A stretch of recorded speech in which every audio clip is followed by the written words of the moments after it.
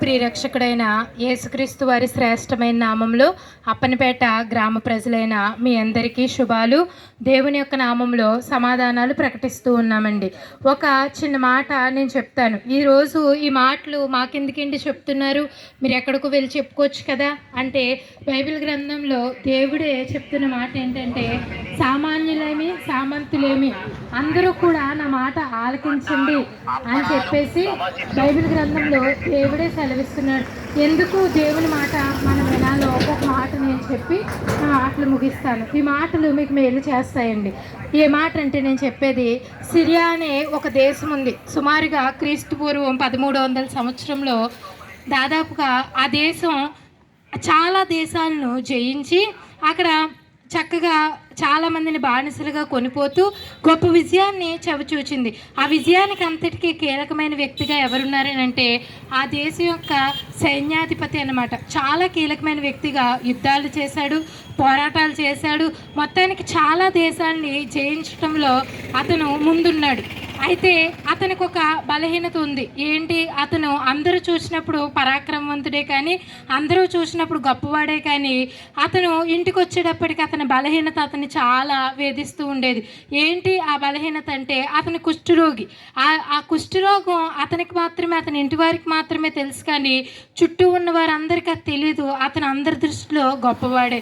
కాకపోతే ఆ రోగాన్ని ఒక చిన్న పాప గమనించింది. బానిసగా వచ్చిన ఆ చిన్న పాప ఆ యజమానురాలతో అంటుంది, నా యజమానుడు ఇలా రోగి ఉండటం నేను చూచి తట్టుకోలేకపోతున్నాను. ఆ చిన్న పాప ప్రేమతో చెప్పిందండి.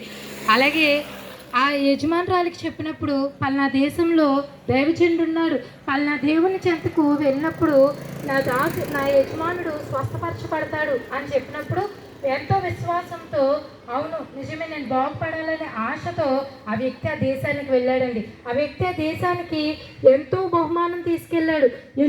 ఎంతో మందిని వెంట పెట్టుకుని వెళ్ళాడు. వెళ్ళాక ఆ వ్యక్తి దైవ సేవకుడి దగ్గరికి వెళ్ళినప్పుడు దైవ సేవకుడు అన్నాడు, నువ్వు వెళ్ళి ఇదిగో ఈ దేశంలో యోర్దాను అనే నది ఉంది, ఆ నదిలో 7 మార్లు మునిగినప్పటికీ నీ రోగం బాగుపడుతుంది అని ఆ దైవ సేవకుడు చెప్పినప్పుడు అతను అనుకున్నాడట, ఏంటి ఈ దైవ సేవకుడు నా దగ్గరకు వచ్చి నా మీద చేతులుంచి ప్రార్థన చేస్తే నేను బాగుపడతాను అనుకుంటున్నాను, ఈ యొక్క నదిలో నన్ను ములగమంటాడేంటి? చాలా నదులు మా దేశంలో ఉన్నాయి కదా, ఇంతకంటే గొప్ప నదులు, అందులో ములిగి నేను శుద్ధుడిని అవుతానులే, అప్పుడు నా పాపం పోద్దులే అనుకుని అతను కోప్పడినప్పుడు ఒక చిన్న దాసుడు, అతని వెనకాల ఉన్న దాసుడు అంటున్నాడు, ఆ దైవ సేవకుడు గొప్ప కార్యం చేయమంటే నువ్వు చేస్తావు కదా, అలాంటిది స్నానం చేసి నువ్వు పరిశుద్ధుడు కమ్మన్నప్పుడు ఎందుకు నువ్వు చేయలేకపోతున్నావంటే, ఆ గొప్ప సైన్యాధిపతి వెళ్ళి ఆ నదిలో 7 మార్లు మునిగినప్పుడు గొప్పగా అతను స్వస్థపరచబడ్డాడండి. ఈ మాటలన్నీ ఎందుకు చెప్తున్నానంటే, ఈ రోజుల్లో మనందరికీ కూడా పైకి మనం ఎంత మంచివారిగా ఉన్నా, పైకి మనం ఎంత గొప్పవారిగా ఉన్నా, ఎంత సౌందర్యంగా ఉన్నప్పటికీ మనందరి హృదయంలో పాపం అనేది ఉందండి. ఆ పాపం అనే రోగంలో నుండి మనల్ని ఎవ్వరూ విడిపించేవారు లేరు. అయితే ఆ పాపం నుండి విడిపించబడాలని మనకు ఎన్నో గొప్ప కార్యాలు చేస్తున్నాం. గోదానం అంటున్నాం, భూదానం అంటున్నాం, వస్త్రదానం అంటున్నాం. పుణ్యం కోసం పరితపిస్తూ ఎన్నో కార్యక్రమాలు, మనం మోయలేని భారాలన్నీ మన మీద పెట్టుకుని మనం చేస్తున్నప్పటికీ మనకు పుణ్యం వస్తుందా అని అంటే గ్యారంటీ లేదండి. అయితే మేము చెప్పబోయే ఆ గొప్ప మాట ఏంటంటే, ఆ పాపం అంతటి నుండి మనల్ని పరిశుద్ధపరచడానికి, ఆ పాప భారం అంతటిని మనలో నుండి తొలగించడానికి యేసుక్రీస్తు ప్రభువారు 2024 సంవత్సరాల క్రితం ఆయన సాక్షాత్తు దేవుడై ఉండి మనుష్యునిగా ఈ లోకానికి వచ్చి మనందరి పాపాల నిమిత్తం ప్రాణం పెట్టాడండి. మనం భరించాల్సిన శిక్ష అంతా ఆయన భరించాడు. ఆయన చెప్తున్న మాట ఏంటంటే, మీరు ఈ పాపం నుండి విడిపించబడ్డానికి, రక్షణ పొందడానికి గొప్ప కార్యాలు ఏమీ చేయక్కర్లేదు, కానీ నా నామమందు విశ్వాసం ఉంచండి. యేసుక్రీస్తు ప్రభువుని ఎవరైతే హృదయమందు విశ్వాసం ఉంచి నోటితో ఒప్పుకుంటారో వారు రక్షణ పొందుతారని బైబిల్ గ్రంథం చెప్తుంది. కాబట్టి యేసుక్రీస్తు ప్రభువారి యందు మనం విశ్వాసం ఉంచడం ద్వారా మన హృదయంలో ఉన్న పాప క్షమాపణ కలుగుతుంది. అలాగే ఈ లోకంలో మనకి ఏదైనా బలహీనతలు ఉన్నా అన్నిటి నుండి మనం విడిపించబడతాం. గొప్ప నరకం నుండి మనలో పాపం ఉండదు కాబట్టి మనం నరకం నుండి కూడా తప్పించబడి పరలోక రాజ్యం చేరతాం. అదే ఈ సువార్త అండి. ఆ రోజు ఆ చిన్న పాప చెప్పింది సువార్త, అతను బాగు చేయబడ్డాడు. ఆ దాసుడు చెప్పాడు, గొప్ప కార్యం చేయమంటే చేయవా, ఈ నదిలో మునుగు అని చెప్పినప్పుడు ఆ దాసుడి మాట విని బాగుపడ్డాడండి. ఇప్పుడు మేము సామాన్యులమే, మేము కూడా మామూలుగా పనులు చేసుకునే మనుషులమే, అయినప్పటికీ మీ మధ్యకు వచ్చి మేము పొందిన రక్షణ కోసం మీకు సాక్ష్యం చెప్తూ ఉన్నాం.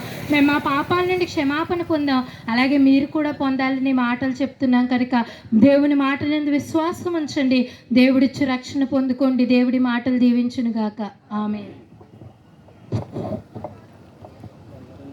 స్తోత్రం నాయన. మమ్మల్ని మిక్కిలిగా ప్రేమించిన పరలోకమైన మా తండ్రి, పరిశుద్ధుడా నీ వందనాలు. ఈ సాయంకాలం వేళలో ప్రభువా, ఇదిగో బిడల్లో పెట్టిన భారాన్ని పెట్టి నీకు వందనాలు. ఈ లోక నివాసులు బిడలు అనేక మంది నాయన ఇదిగో ఇదేంటి అని ఆలోచించవచ్చు, కానీ తండ్రి నిజమే, ఆనాడు సిరియా దేశంలో ఉన్నవాడు ప్రభువా లోకరీతిగా ఎంతో బలవంతుడు, యుద్ధశూరుడు, ఎంతో నాయన ఉన్నవాడే, కానీ నాయన ఆయనలో ఉన్న బలహీనత ఎవరూ గుర్తెరగలేదు ప్రభువా నీకు వందనాలు. ఆ సిరియా దేశం నుండి పట్టుకొచ్చిన చిన్నది నాయన తనలో ఉన్న బలహీనతను గుర్తెరిగి చెప్పినప్పుడు తండ్రి నీకు వందనాలు.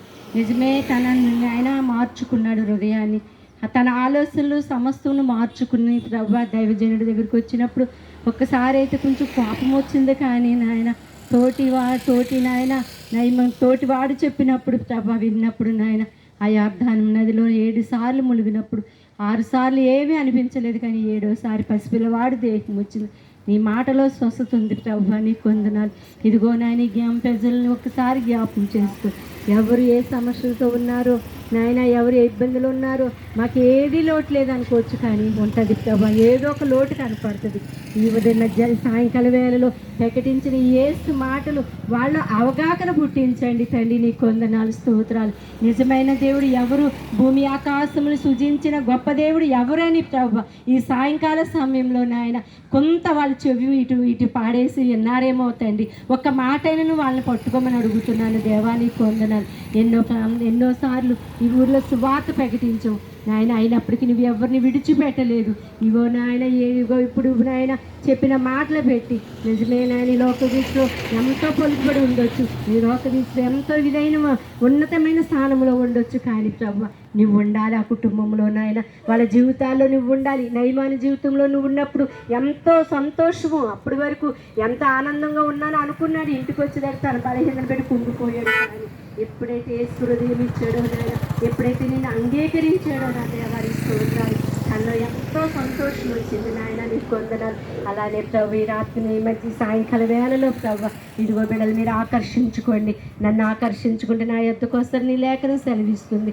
ఎత్తబడిన మాటలు ఈ మైకు యంత్రం ఎంత దూరమైతే వినిపించిందో, ఈ మాటలు ఎవరికైతే అవసరమయ్యిందో నా తండ్రి నీకు వందనాలు, వారితో మీరు మాట్లాడి వాళ్ళని ఆకర్షించుకుని నా కుమారుడా నీ హృదయం నాకు ఇమ్ము అని అడుగుతున్నావు తండ్రి. హృదయం ఇస్తే నాయన మీరు మాట్లాడతారు, హృదయం ఇస్తే తండ్రి ఆ హృదయంలో మీరు నివాసం చేస్తారు ప్రభు. అటు కృప నాయన ఈ ప్రాంత ప్రజలకు దయచేయమని ఈ రాత్రికి నాయన రాంబాబు గారి ఇంటికి జరగబోయే నాయన సువార్త కూడికిని కూడా ఆశీర్వాదకరంగా దీవెనకరంగా ఈ గ్రామ ప్రజలతో మీరే మాట్లాడి నేను ఆమన్మయం తెచ్చుకోమని త్వరగా రాని యేసు నామములో వేడుకుంటున్నాం పరమ తండ్రి. ఆమేన్.